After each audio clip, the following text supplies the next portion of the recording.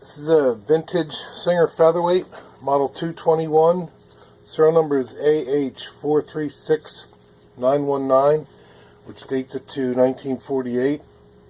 And basically, just to show you, the machine's gone over.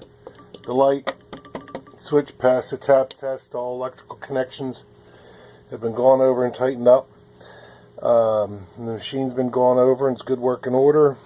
Even the bed, sometimes these just flop down, so the tension screws have good tension.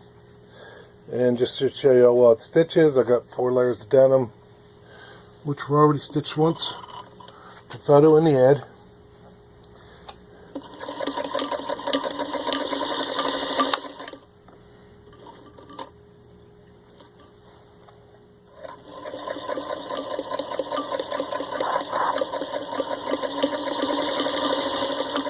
Pedal's been gone over, so it's got good speed control.